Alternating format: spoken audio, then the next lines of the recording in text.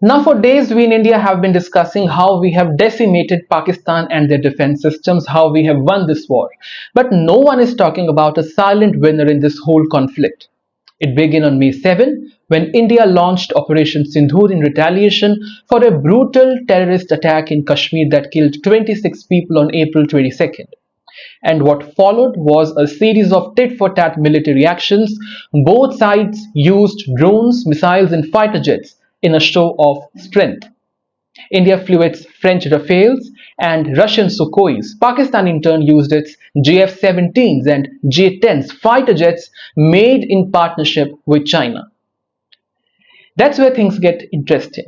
While India and Pakistan both claimed victory, there is one more player quietly walking away with what world is saying a potential win, and that is China. Why? Because Pakistan's entire air response was powered by Chinese-made jets and missiles. In fact, Pakistan even claimed to have shot down 6 Indian jets, including the prized Rafales, using China's J-10 aircraft.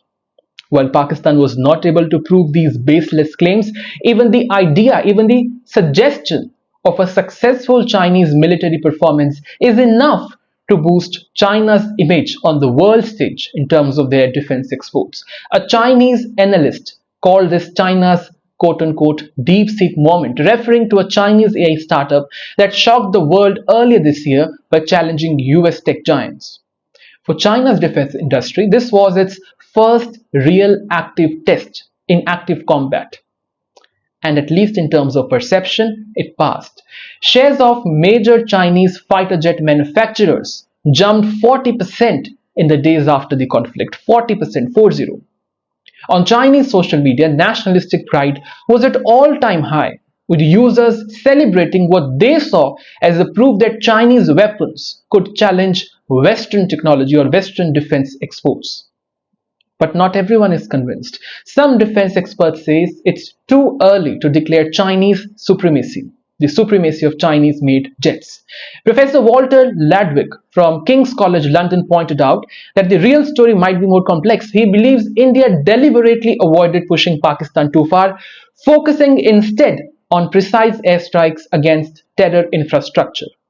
According to many published and unpublished reports, India struck 11 Pakistani air bases, including sensitive ones like Noor Khan, just outside Rawalpindi. The missile strikes were accurate, and the runway craters hit exactly where they should have hit. Still, by staying silent on the details, India may have lost the control of the narrative, or as they say, the narrative warfare. And in today's world, perception often matters more than reality. And for China, this was a golden opportunity.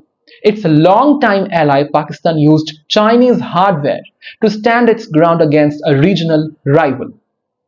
And even if Beijing remained quiet officially, it surely noticed the global attention. Especially because China is investing over $50 billion in Pakistan under the China-Pakistan Economic Corridor. A strong Pakistan is China's strategic asset. So is China the winner? Militarily, the answer is unclear, or rather I should say no. But in terms of perception, influence, and a powerful sales pitch for its weapon industry, it's about to get some benefit. It has gained the ground. And for India, this may be just a wake-up call. The future of warfare is changing, and the battlefield might not be the only place where wars are won. In the fog of war, perception often writes the first draft of history. And this time, that draft favors China.